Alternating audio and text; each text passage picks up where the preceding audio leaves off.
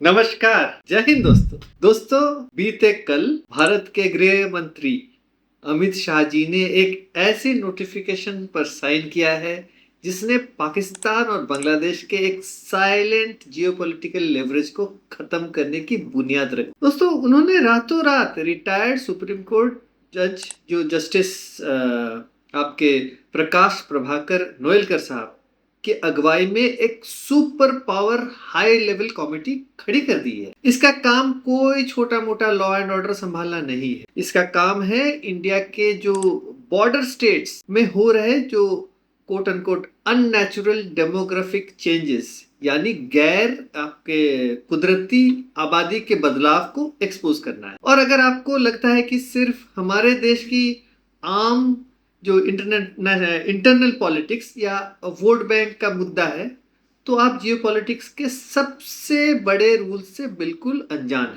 ये मामला सीधा कनेक्टेड है एक ग्लोबल स्ट्रेटेजिक डॉक्ट्रिन से, जिसे कहते हैं वेपनाइज्ड माइग्रेशन। दोस्तों, इस कमिटी का टर्म्स ऑफ रेफरेंस में एक बड़ा स्पेसिफिक टेक्निकल टर्म यूज हुआ है, कोट अनकोट ऑर्केस्ट्रेटेड माइग्रेशन और quote unquote structural population changes. दोस्तों, जियोपॉलिटिक्स में एक कॉन्सेप्ट होता है जिसे हार्वर्ड यूनिवर्सिटी के रिसर्चर्स कहते हैं स्ट्रेटेजिक इंजीनियर्ड माइग्रेशन। अब देखिए, जब कोई दुश्मन देश आप पर टैंक्स या मिसाइल से हमला नहीं कर पाता क्योंकि उसे पता है कि हमारी मिलिट्री जवाबी कार्रवाई में उसे मिट्टी में मिला देगी, तो वो क्या करते हैं? वो जो सिमेट्री यानी गुप्त रास्ता चुनते हैं। वो बॉर्डर के पार आबादी को इस तरह पुश करते हैं कि सामने वाला देश के रिसोर्सेज, इकोनॉमी और बॉर्डर सिक्योरिटी का पूरा नेटवर्क जो है वो अंदर से ही कोलैप्स हो जाए। देखिए दोस्तों, दुनिया में इसके बहुत बड़े रियल लाइफ एग्जांपल्स हैं। अगर हम देखते हैं 2021 में क्या हुआ था। 2021 में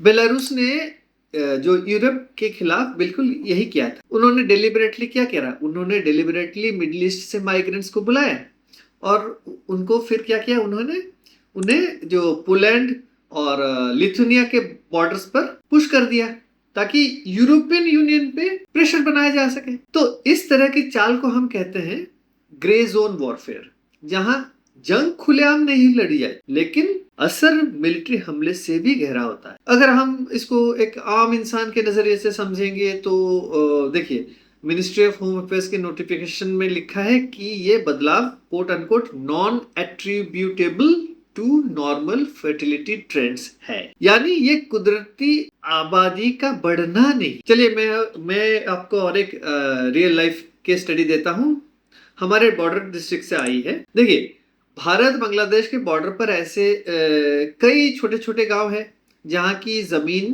पर रिसोर्स कॉन्फ्लिक्ट शुरू हो चुका है। अब पूछेंगे रिसोर्स कॉन्फ्लिक्ट क्या है? एक आम भारतीय किसान जो पहले अपनी जमीन पर खेती करता था, क्या हुआ?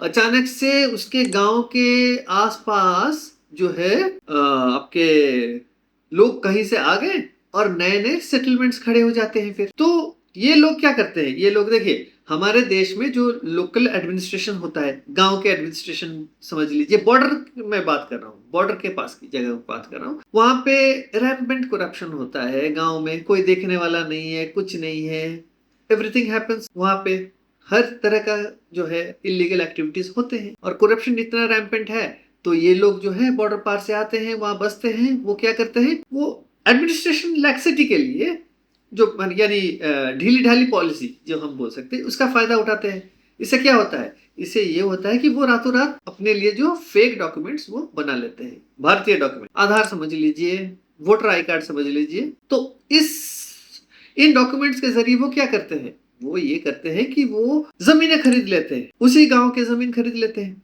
तो उससे क्या होता है? एक जो है इलीगल माइग्रेंट जो कि आया है, इमिग्रेंट बाहर से आया है, उसने जमीन खरीदी। फिर क्या हुआ? उसने लोकल जो रिसोर्सेस हैं, हमारे देश के रिसोर्सेस, जैसे कि पीने के पानी हो या सरकारी राशन हो या सरकारी जो भी बेनिफिट्स गवर्नमेंट ऑफ इंडिया से मिलती है, वो उस पर अपना जो हक जताना शुरू कर देता है। तो इससे क्या होता है? इससे ये होता है कि हमारे देश में देखिए, उस गांव के लिए गांव में एक नंबर ऑफ जो है पॉपुलेशन, एक पर्टिकुलर नंबर ऑफ पॉपुलेशन होता है। तो उस पॉपुलेशन के मुताबिक राशन भेजा जाता था। अब अचानक से बाहर से आए लोग आ गए, वो भी गिनती में आ गए, तो क्या होता है, रिसोर्सेज और ज्यादा भेजने पड़ते हैं, तो हमारे जो रिसोर्सेज पे दबाव बढ़ता है। तो वहां से तो उसके बाद क्या होता है, उसके बाद ये होता है कि वहां के जो मूल निवासी होते हैं उनका जो इनकम का जरिया है वो धीरे धीरे घटता जाता है, कम होता जाता है। तो वो जब कम होता जाता है तो वो दूसरी जगह ढूंढेंगे कि कहाँ से हमें और रोजगार मिले। तो वो क्या करते हैं, फिर धीरे धीरे माइग्रेशन करना शुरू कर देते हैं, जो आसपास के छोटे मोटे शहर जाते हैं या बड़े शहरों में चले जाते हैं। वो मजबूर हो जाते हैं, इसीलिए जाते हैं। तो ये एक तरीका है जो कि हमारे रिसोर्सेज पे वो कब्जा कर रहे हैं। लेकिन बात सिर्फ बॉर्डर टाउन्स की नहीं है, ये जो चेन अब क्या हुआ है, आपके शहरों तक पहुंच चुकी है। कैसे पहुंची हुई है, देखिए बॉर्डर पर फेक आइडेंटिटी कार्ड्स तो बनते हैं, और वहां मैंने जैसे कहा अभी नेटवर्क है, पूरा नेटवर्क है वो जो कि बनाते हैं ये सारी चीजें इन कॉनाइवेंस विद द गवर्नमेंट ऑफिशियल, वरना कैसे बन सकता है सरकारी कागजात। तो यही नेटवर्क चलाने वाले लोग क्या करते हैं, इन इन्फिल्ट्रेटर्स को फिर ट्रेन के जरिए जो है हमारे बड़े बड़े इंडस्ट्रियल कॉरिडोर्स या अर्बन सेंटर्स में वो उनको भेज देते हैं। अगर हम फॉर एग्जाम्पल हम बोल सकते हैं कि बेंगलुरु भेजते हैं, दिल्ली एनसीआर भेजते हैं, मुंबई भेज देते हैं, तमिलनाडु भेज देते हैं, तो यही करते हैं। तो आप लोगों ने नोटिस भी किया होगा, कई लोग आप लोगों ने नोटिस किया होगा कि बड़े शहरों में अचानक से अनस्किल्ड लेबर की जो है बड़ी आबादी एकदम से आ जाते हैं। तो उनमें से कई लोग जो है लीगल डॉक्यूमेंट्स उनके पास होते नहीं है। मैंने खुद अपने आंखों से, मेरे सामने नजरों के सामने I have interacted with such जो अनस्किल्ड लेबर, जो कि एक बड़े बड़े कॉन्ट्रैक्टर्स के लिए काम करते हैं। और वो कॉन्ट्रैक्टर्स इतने बड़े होते हैं कि वो कंपनीज जिन्होंने लिया हुआ है आपके जो कॉन्ट्रैक्ट्स, इतने बड़े कंपनीज हैं कि भारत सरकार के साथ उनका उठना बैठना होता है। आप अगर जाके कंप्लेन भी करोगे कुछ नहीं होगा। तो अब भारत सरकार इन सारी चीजों पे अभी काम कर रही है। देखिए, अगर एक अनस्किल्ड लेबर सस्ते में मिलता है तो वो कॉन्ट्रैक्टर क्यों छोड़ देगा, they will hire them at 50% price, जो वेजेस देके उनको ले लेगा। और वो भी इलीगल इमिग्रेंट है, उसके लिए तो 50% भी बहुत है, क्योंकि उसके देश में तो खाने को भी नहीं मिलता है। तो ये बात है। फिर क्या होता है, ये जो इलीगल जो इमिग्रेंट्स हैं जिनके पास कोई लीगल डॉक्यूमेंट्स नहीं है, इससे क्या असर होता है। देखिए, जो पब्लिक एमिनिटीज हैं हमारे देश के, जैसे कि सरकारी हॉस्पिटल्स हो या सब्सिडाइज ट्रांसपोर्ट हो या कोई और तरह के, जैसे कि आप बता सकते हैं कि 5 रुपए में जो है खाने को मिलता है सब्सिडाइज्ड फूड। जैसे कि अभी वेस्ट बंगाल में भी जो शुरू किया है राइस एंड फिश करी, अभी शुभेंदु अधिकारी की सरकार ने शुरू करी है।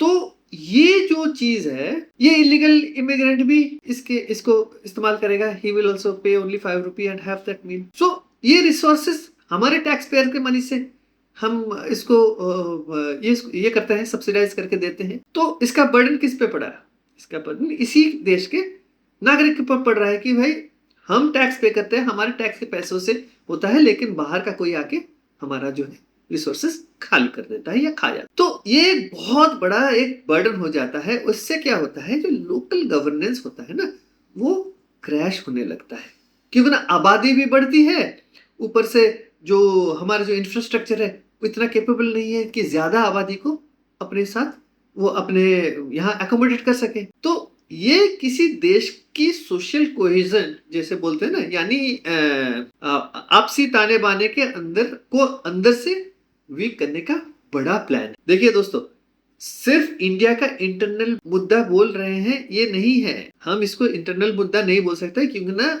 अगर हमें ग्लोबली उसके बारे में जानना है तो हमें थोड़ा सा ग्लोबल हिस्ट्री भी पढ़नी पड़ेगी। इसी तरह का मैं बता रहा हूं और एक एग्जांपल, तुर्की ने सालों तक यूरोपियन यूनियन को इसी माइग्रेशन लेवरेज से डराया है। तुर्की हमेशा कहता था कि अगर हमारी बात नहीं मानी तो हम क्या करेंगे, हम सीरियन रिफ्यूजीज के लिए बॉर्डर खोल देंगे। तो इससे जियोपॉलिटिक्स में जैसे कोर्सिव इंजीनियर्ड माइग्रेशन कहते हैं, यानी आबादी को एक पॉलिटिकल ढाल की तरह यूज करना। तो तुर्की हर वक्त ऐसे ही डराता है, ब्लैकमेल करता है। This is sort of blackmail politics. इसी तरह से चाइना चाइना के अगर हम ले ले तो चाइना इसी तरह की स्ट्रेटेजी अपनी बॉर्डर्स पर यूज करते हैं, जिससे वो कहते हैं जियाओकैंग विलेजेस। चाइना क्या करता है, चाइना भूटान और भारत के बॉर्डर के बिल्कुल पास रातों रात पूरे गांव बसा देता है। वहां फिर क्या करता है, वो सिविलियन आबादी को लाके बिठा देता है। तो अब हम अगर कोई मिलिट्री एक्शन लेना भी चाहें तो कैसे ले सकते हैं? हम ना गोलीबारी कर सकते हैं, ना टैंक चला सकते हैं, ना गोले चला सकते हैं,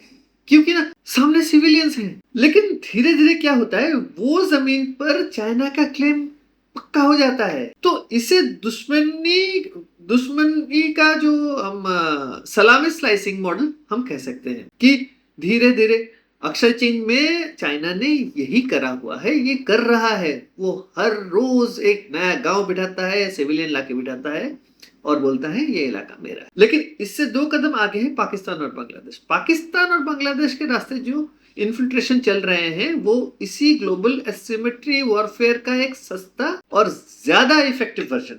अब आप पूछेंगे कि अगर ये इतना बड़ा खतरा है तो इस जस्टिस नोएलकर कमेटी से क्या बदलेगा? ये कोई आम सरकारी पैनल नहीं है जो सालों तक सिर्फ रिपोर्ट तैयार करेगी। इसके मेंबर्स का स्ट्रक्चर को थोड़ा देखिए ये कमेटी को हेड कौन कर रहे हैं? ये कमेटी को हेड कर रहे हैं जस्टिस पीपी नोएलकर साहब। वो क्या है, वो है फॉर्मर सुप्रीम कोर्ट जज। तो उनकी जो है इंस्टीट्यूशनल एंड कॉन्स्टिट्यूशनल फ्रेमवर्क में पकड़ बहुत ज्यादा। उनके साथ साथ और मेंबर्स कौन है? मृत्युंजय कुमार नारायण आज के डेट में सेंसस कमिश्नर है भारत देश के। तो वो क्या करते हैं, वो डिजिटल आइडेंटिटी डेटा वेरिफिकेशन करवाते हैं। हमारा जो सेंसस कौन करवा रहा है, वो करवा रहे हैं। इसका मतलब हर नागरिक का वेरिफिकेशन होगा सेंसस के तहत। तो जो इल्लीगल है उसको चिन्हित किया जाएगा। तो ये एक तरीका है। तो एक्सपर्ट है ना वो।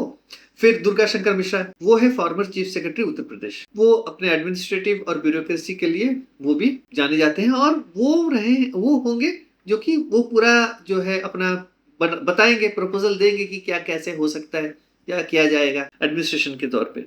फिर बालाजी श्रीवास्तव, वो कौन है? वो है former chief of border management and security intelligence. उनको पता है because he is an expert in that field. तो बॉर्डर इलाकों में जो हमारे जो इलीगल इमिग्रेंट्स का जो गतिविधियां है वो कैसे आते हैं, कहाँ से वो एंट्री करते हैं, कैसे वो मूवमेंट करते हैं, ये सारी गतिविधियों के बारे में उनकी जानकारी। तो ये आसान हो जाता है ना। तो ये एक्सपर्ट होंगे तो आसान हो जाता है काम। फिर डॉक्टर शमिका रवि, वो मेंबर है पीएम्स इकोनॉमिक एडवाइजरी काउंसिल। वो देखते हैं resource allocation and economic strain, उसकी एनालिसिस करें। तो वो ऑलरेडी इकोनॉमी जो है वो उसमें चर्चा करते हैं। तो उसके बारे में वो सारी जानकारियां इकट्ठा करेंगे और अपनी जो है राय भी उस कमेटी में पेश करेंगे। तो इस टीम में देखिए लॉ, सिक्योरिटी, एडमिनिस्ट्रेशन और डेटा का एक ऐसा इंटीग्रेशन है जो पहले कभी नहीं देखा गया। तो इस कमेटी का सबसे बड़ा और क्लियर कट मैंडेट पता है क्या है? नोटिफिकेशन में साफ साफ एक लाइन लिखा है, I quote, to recommend a streamlined and permanent operational mechanism for the legal, fair and time-bound identification, detention and deportation unquote. यानी अब तक जो हमारे देश में घुसपैठिए को पहचानने और डिपोर्ट करने का जो सिस्टम था वो जुडिशियल डिलेज में फंस जाता था। लेकिन अब इस डिजिटल सेंसस के दौरान पूरे डेटा लोकलाइजेशन और लीगल सिस्टम को एसिमेट्रिक थ्रेट से लड़ने के लिए रीडिजाइन किया जा रहा है। तो दोस्तों, और एक ये कमेटी कैसे बनी वो भी हमें थोड़ा जानना पड़ेगा। दोस्तों 1998 में असम के गवर्नर हुआ करते थे लेफ्टिनेंट जनरल एसके सिन्हा साहब। देखिए 98 और आज हो गया 30 साल, समझ लीजिए ऑलमोस्ट 30 साल हो गए। तो उन्होंने एक रिपोर्ट भेजी थी राष्ट्रपति जी को, जिसमें उन्होंने वार्निंग दी थी कि ये साइलेंट इन्फिल्ट्रेशन किसी भी देश की सोवरेनिटी को बिना लड़ाए खत्म कर सकता है। उन्होंने तभी आइडेंटिफाई कर दिया था कि कैसे बांग्लादेशी इन्फिल्ट्रेटर्स असम में आ रहे थे, गांव में बस रहे हैं, फिर वही जो मैंने कहा हमारे रिसोर्सेज पे कब्जा कर रहे हैं। तो हमारे सोवरेनिटी को खतरा है। एक तो वो इलीगल्स हैं, ऊपर से वो हमारे रिसोर्सेज खा रहे हैं।